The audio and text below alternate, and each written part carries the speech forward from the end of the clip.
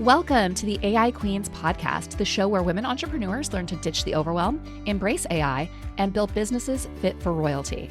I'm Erica Stanley, your host and tech expert, here to deliver tools, tips, and actionable strategies to help you scale smarter. Let's get to it. Hey, Queens, and welcome back to the AI Queens podcast. Today, I have Daisy Thomas, who has one of the most unexpected AI origin stories I have heard, involving Alexander Hamilton, a custom GPT, and finding her way back to politics and public service after swearing all of it off. Daisy, welcome to AI Queens. Hi, thank you so much for having me. A little bit more of an introduction. You're the Director of Advocacy and Policy at the AI Salon, which helps founders, educators, and lawmakers engage with AI through the lens of clarity and accountability. Daisy also focuses on AI literacy, state-led governance, and protecting human judgment in the systems shaping our lives. Before we start talking about this governance and literacy, I do have to ask. You built a custom GPT based on Alexander Hamilton that brought you back to public service after you had gotten burnt out and completely sworn off. I have to hear more about this story. Absolutely. So I've been I had been in politics and policy for a very long time. I was a long time organizer. And after around between 2016 to 2020, I just burned out. Like, it was the height of very divisive politics throughout the country. Not that it's not now, but it was really a new version of it that people hadn't really uncovered before because of social media and because of like this instant access to everyone that we really hadn't had as much before. Right. And it burned me out. And I just felt so completely disconnected and disenfranchised from the entire system of government. And it was through being able to have these abilities to build your own GPTs. I created one based off of Alexander Hamilton because not only was the Hamilton musical very, very popular and exciting and Right. interesting and zeitgeisty, but I wanted to be able to connect with one of the founding fathers and really understand, like, let me see if I could figure this out. And I would have these long conversations back and forth with this AI. And yes, I understand it's generative and therefore it's a lot of just mathematical guessing, right? But the kind of questions I were asking weren't like just to give me answers. It was really my own thought process. How can this happen? What do we do here? How does this actually happen? And a lot of it was about Citizens United and how do we actually deal with money in elections and that sort of aspect that has really taken away the voice of the American populace at whole. And while it was a very long conversation, it gave me hope because there were options. It was not an easy option, right? There weren't like, here's this quickest way to get through this. But it was, oh, wait, there is still potential. There is still hope for the American people. There are still ways to make your voice heard. And I don't know what it was about that response, but it was that beam of light that like allowed me to grow back into who I was, who I had been becoming my entire life. Like, I have always known I had a voice in the world. I've also always known that not everyone is going to hear you. Yeah. Not everyone's going to listen. Not everyone's going to receive you the way you want to be heard. And so learning that and then becoming a mother, going into the workforce, going into public service and politics and all of the things that you think you're doing to be a good American citizen. And then you see how corrupt a lot of it is and how much of what gets presented out into the public has already been decided well before their public voice has been heard. And that to me was a very strong signal of why it's so important to advocate for the issues that you believe in. Because if you're not at the table, then they're not going to hear you. They're not going to hear how these laws, how these rules, how these policies are going to affect you and how they're could potentially help you, right? There's also those wonderful aspects. But if you're not in the room helping say how this is going to actually affect people's lives, then it's only going to be those who get into the room.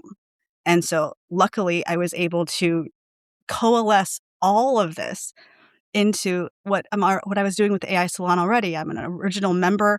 I've been with it since the beginning, and being able to then take my professional and like personal understanding of all of this and apply it to AI when we all know AI is like the connecting node to everything at this point. It is in every single sector of the world. And if we don't have humans in the center of all of that, we are going to be left behind. Yeah. And there's just too many people who, for the past 20, 30 years, have already started feeling left behind with pagers and then cell phones and then social media and internet and all of the things that have just made it so almost impossible for so many generations, right? And so, yeah, this is just a cool thing to be able to do, but it's so, so important to everyone. And I have 4 kids, so it really matters that parents have an understanding of how AI is already affecting their children's lives. Yeah. I think that's huge. Gosh, when we look at how much technology has changed just over our lifetimes Mhm. and how much technology changed for our grandparents, it feels like the timeline is just getting more and more compressed as we go. I can't imagine what this next generation is going to see happen so quickly. I mean, you are at the Right. forefront of it and you're having those conversations both as a leader in advocacy and as a parent. So, Yeah, absolutely. I do teach my children all about AI. My son learns to code. My daughter learned to code when she started kindergarten. She's now in 8th grade. oh wow. So my kids have been exposed to this world for a very long time. It was incredibly important to me. I got my first computer when I was 5 years old. My grandparents bought that for me, just because they saw, "Oh, this little girl is just obsessed with technology." And so that I think having that kind of support, not everyone is able to have that. Yep. There are kids now who everything is online. All of their homework is done by Chromebooks, right? But some of them have to go to the library to get internet access because they don't have it at home. They might have that laptop, but that doesn't help them if they can't access it. So that sort of understanding of the world that we do exist in. Like, there's the world we can hope for and the world we idolize and the not idolize, but the ideal world that we would like. But there's also just the reality that there are so many people that are in our communities who are falling through these gaps, and if we don't address those systems now, we are going to face devastation across the nation in all of these towns, not just like big cities. It's going to be every single Yeah. rural town is going to be devastated again. All of these suburban cities that have really grown over the last 10 years, they're going to crash and burn because there's not going to be anything for those kids that are now of the working generation when that happens, right? So if we don't think about that, and if we don't create good policy and good legislation that doesn't hinder the possible growth, but also addresses all of those harmful risks, then we are just doing a disservice to national security, honestly. Like, it's not just about, like, yes, the emotional connection. I'm a mother, I think about my children, I think Yep. about their friends, but if you just separate out the emotion and you think about what the nation is actually supposed to be focused on, if we don't take care of our own infrastructure, and our civic infrastructure is AI and education, AI readiness for all of these communities in every generation, then we are absolutely going to fall behind every other nation. So you one of the questions I I asked you before we started this interview was, what do you think your AI superpower is? And you mentioned that you are trying to be the infrastructure that you are building. What you mentioned that a little bit. You're helping to write policy, you're serving on community boards. Like, why what's the bigger picture there?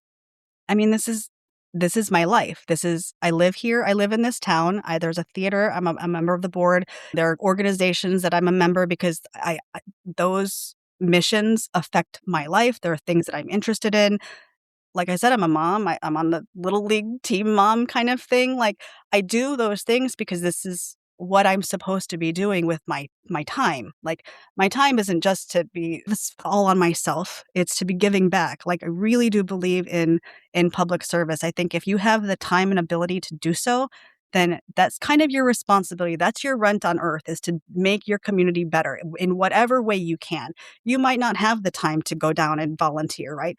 You might not have the money to write a check for some things, but there are things you can do no matter where you fall on the income economic scale. Like, you can write a letter, you can send a text, you can pick up the phone and call your Congress people. You can call your local municipal leaders when those things matter, right? Like that, Yeah.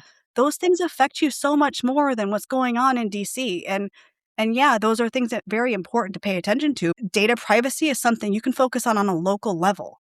That kind of stuff can be done locally. And if it's led by the local communities, it makes it so much easier for state legislation and then federal legislation to happen. So, what you're saying is that we shouldn't just let the tech leaders make all of these decisions for us. N Never, never. I do not like being told what to do. I like someone presenting the information, me giving my input, and then figuring out if it's gonna work for me, right? I think that that's a lot of people in this day and age. We're not dumb. We don't wanna be talked down to. I want you to show me how this is gonna help me. If it's not, I'm gonna tell you how it's not, and then I want you to take that into consideration. I don't expect everyone to agree with me, ever. I think that that would be nonsense, but I do expect to be heard. I expect when I am at any kind of public space where I have a voice and a platform, if I'm gonna be saying something and someone is supposed to be listening, those are elected officials or people who are in staffing positions for those elected officials, they should be there to listen. They take my notes, and I want them to take it into consideration. That is all I ask for anyone, and that doesn't happen if people aren't willing to share their stories. And I know that not everyone can go up to their state capitals or the DC to talk to people. That's what I am here for. I will tell your story for you if you need me to. But it's just again, it's so important that we hear these different use cases because I don't want everyone writing legislation from a place of fear. Like, Yeah. that's going to just keep us in a really bad position. We have to be thinking about the possibilities, the opportunities, and then address the real potential harms without really, putting any sort of, like, handcuffs on growth. Yes. I like what you're saying about not approaching it with fear, but with open Mhm. eyes from both perspectives. What are the things that could really help our community or harm our community almost objectively? And what works for us here, and we're both in Florida, can look completely different from what it looks like in Silicon Valley, can look completely different from what it looks like for a community in North Dakota. Absolutely, I think that that's incredibly important to recognize is that every area is going to be different. They have a different use for those people. Those people live there for a reason, and so if they want it this way, then that has to be addressed. I don't like the idea of circumventing the voice of the people, so you have to just understand, and that's why there are interstate compacts for different industries that could likely, if we don't end up with federal oversight legislation, if it's still gonna remain a 50-state patchwork thing, then there's going to have to be some of those kind of interstate compacts that happen. They've done it with other industries. They can certainly do it with AI. So I don't see why that isn't a potential. But I mean, we all know the harms, right? We know that there's the data privacy is a huge Yeah, one, it's and huge. the fact that you can be so manipulated, I think that that is big beyond just the risks to our children and our teenagers who are chatbots are a huge thing. Chatbots can be a lifesaver for some of these kids who don't have a safe adult in their lives to be able to ask certain questions, right? They can really get that kind of information that they couldn't get anywhere else. At the same time, it can also exacerbate other potential damaging conversations that this child might even be having in their own head and then making that worse. I mean, we've seen a rise of suicide, but I think that blaming AI for that is just another red herring because suicide's been on the rise longer than AI's been around, Right. and we're not addressing why is that happening? Like, what is it?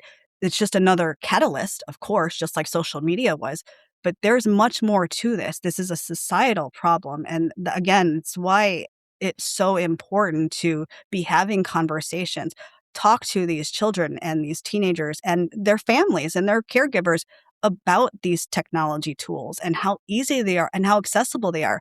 And that means having a responsibility to learn how to use them correctly so that you're not putting yourself and your family and your friends at risk too. Because you putting your information out, yeah, that might you might not care about that. But that means that everyone you're attached to also has their information Yep. tracked, and people don't recognize that. You tag a bunch of people in your photos on Instagram. What if they didn't want that? They might be able to take it off their settings, but it's not difficult to circumvent all of those sorts of things, and I don't think enough people recognize that. A lot of students now are being taught that in schools already, so, Yes. like, is kind of a bare basic of tech education, but not every school is doing that. It's schools that have the resources to have a tech department that have those conversations often.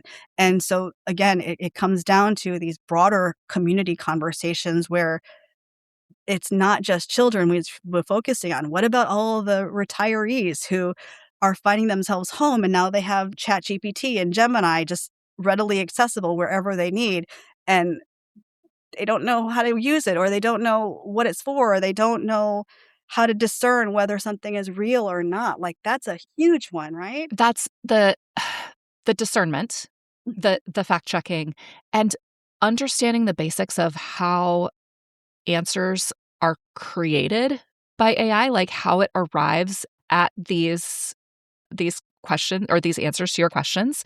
Precisely. I think that having a little bit of that background information has helped me, like, as I've been explaining to my parents who I mean, my dad was in tech. I'm like you. I don't really remember a time when I didn't have a computer in the household, Mhm. which is rare for someone of my age, Sure. I'm 44. Um, Mhm. and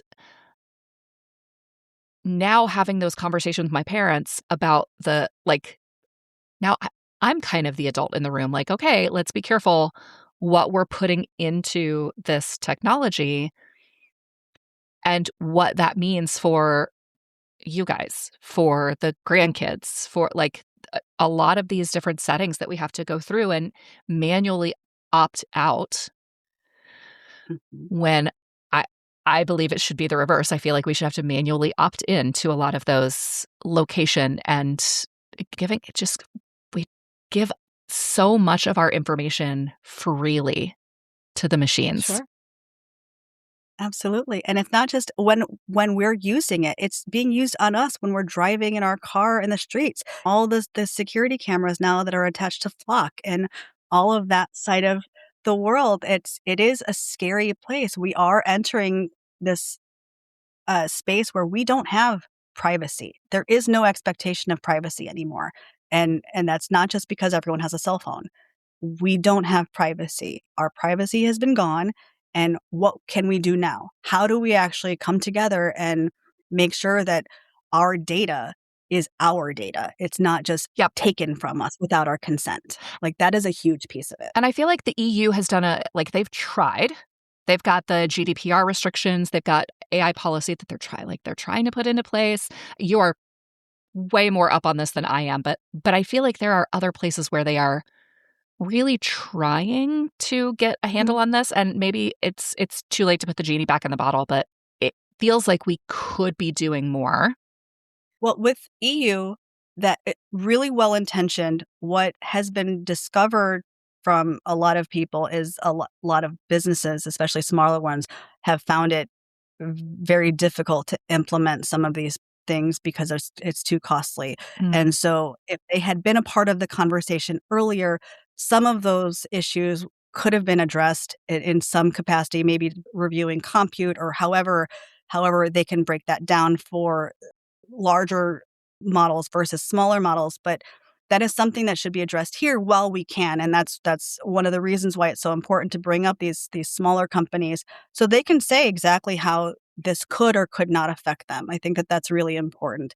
New York was doing that with the RAISE Act last I guess earlier last year. Time has no meaning at this point, sorry, but there was issues with the compute costs as well that would be really difficult for some of the smaller startups. So, but again, it's just having those voices in the room to help those discussions because once you put that legislation in place, it's so much harder to reverse it or undo it yep. or amend it. So, like, let's make sure if we're going to do this is a permanent kind of thing. Let's do it correctly. So, what is something that you wish more small business owners understood about policy regarding AI? Something that's either That impacting their businesses or that you wish more people would speak out about? I wish more people would be willing to talk about how they're using AI very specifically. I know some people still have so much shame about when they're using it or how they're using it. And I think if we're not open and honest about how they're actually using it, then we can't actually create good policy. And like we were talking about earlier with the EU and how can we do this if the genie's already out of the bottle? I think it might be too late for a lot of things, but what we can do is these companies can talk and they hear these stories and then they can figure out how to best address their own personal policies. Because if we can't do it from like a large scale because something in North Dakota is completely different than in something in Florida, that then that could be a way that it's on more on the company side if other ways it's not gonna work. But, I mean, hopefully, we can have congressional action soon and not have to deal with as much of this, so let's get going. I I do appreciate that you've got some companies, some AI companies that seem to care. Yes. Anthropic, yes, Mhm, yes, they've got, like, government contracts with the Pentagon, but they are pushing back a little bit on mhm, what they are allowing those entities to use their AI to do. And they're writing it now into they have a Claude Constitution, which is I think they're mhm. the first AI company to really do that and put that out for their people so that those of us that use it, I mean, maybe it's just a feel good or maybe maybe they're legit, but it does at least make me feel better that this company does understand that there are ethical implications to this technology that they've created and that they actually give a shit about it. Yeah, I mean, that's incredibly important. We need more companies that have strong ethics and that will stand up and be one of the people and corporations that we can rely on for those kind of services because we know that there's going to be bad actors. That bad actors exist everywhere. And so the idea that there's not going to be some nefarious company that does something that's just naive. Every We have to recognize that. every time Grok does something bad, Mhm. Elon's just like, "Eh, I didn't train it to Yeah. do that." Like, "Bro, yes, you did." And the answer too, that's I mean, it's lackadaisical and it just flippant, right? But the data sets do matter in all Yes. of these training models. Like, where is that data coming from? If that's clearly stated and it's been consensual, like, that's a huge thing, then that's one thing. If you're just scraping and you're stealing data and therefore all of your generated information is ripping other off without consent, then, like, that's theft. That's just pure theft. I think that there's a difference, and I think that that's why companies like Anthropic, who are putting that sort of effort in, is gonna be really appreciated by a good sector of the economy. Free market principles are going to apply, right? Like, that's just how they want it to work. This is how it's gonna work. I already have had conversations with multiple business owners and clients who I had built them a custom GPT and they're like, "Hey, how do I move this over?" Or I did a workshop a few weeks ago where I had women asking me, "ChatGPT knows me so well, but I don't feel great about continuing to use it knowing what we know and like how do I move all Mhm. of this over to Claude?" And Yeah. I think that Q4 and we obviously don't have the numbers for Q1 yet, but OpenAI has started to the usage has started to decrease. Not just that it's not expanding at the same rate, but it's actually decreasing. And I think that some of that is because of the sentiment. I mean, Sure. with the ads that we know are coming Mhm. and everybody knows, everybody I talk to, it's like, "Oh, my chat GPT just knows me so well." Yes, and once ads start up, it's It'll going to really know know you. exactly what type of ad to serve you. It Mhm. feels so manipulative and, like, It it is. it is. So, I love having these conversations, and I hope that people in Capitol buildings across the country are also having these conversations, or at least listening to people who want to speak up about them. I will say we went to DC in January, and we did a fly-in where we brought up a bunch of founders from across the country to meet with different legislators, and we had a couple of different events, but we had a panel, and typically a luncheon panel will get, 10, 15 people to attend it in Capitol Hill. It was a standing room only for and it was Wow. all on AI policy, and it was all staffers, of course, but, like, that's important because that means that their bosses wanted them to attend, Yep. and that's a strong signal that this is on everyone's priority list at this point. We had really good conversations with a number of the legislators, and it's bipartisan. Like, I wrote an article how I believe that AI policy should remain nonpartisan because it shouldn't be a partisan Yeah. issue. Like I said, it's in every single sector, so it shouldn't be, it can't be. If we treat it as such, it's just going to be the most another divisive wedge issue that will do nothing to help us move forward and do anything to grow the economy again. Yeah. So if an entrepreneur, if a woman entrepreneur wants to have a voice in how Mhm. AI is being shaped, either in her industry or in her community, but she doesn't know where to start, what is one thing that she can do right away, even this week, to get started? She can join AI Salon. Number 1, Okay. I would love to have more members. Our AI Salon we are almost 4,000 strong at this point. Not everyone is that focused on AI policy specifically, so I'm always looking for more people who are interested in advocacy and policy because every single person has a voice, and all they need to do is be willing to use it in some fashion. Again, they don't have to physically speak it out. They can send a text, they can write an email, they can write a letter, they can send a postcard. There's so many little things you can do. You can host a local in your living room kind of event with someone who knows about people like you who can build chatbots and talk about the pros and cons and just make it a real info session, but like those Tupperware parties Yep. back in the Yep. day. Like, let's make this a real AI salon where people are coming together and talking about how they're using it, how they're finding frustrations with it, what can be done on a local level, what maybe their state's working on, how to track policies. I think almost every state has a tracking system where you can type in the bill and then you can have it send you email updates every time it moves into appropriations or if it goes to this committee or that committee or if it's in staff review for fiduciary. That's really important because then, oh, maybe I should be going up to the Capitol and having a say, trying to get into one of these hearings, getting on so I can testify. Those things matter. Those are real ways. And it's not just about AI policy, it's about any Yeah. issue that matters to you.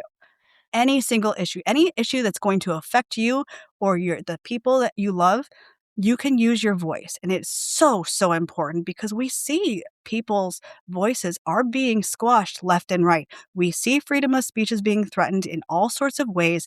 And if those of us who have a platform and the willingness to be out front and doing it, if you're one of those people, we need you. We absolutely need more people using their voice. You don't have to go to DC and shout from the rooftops.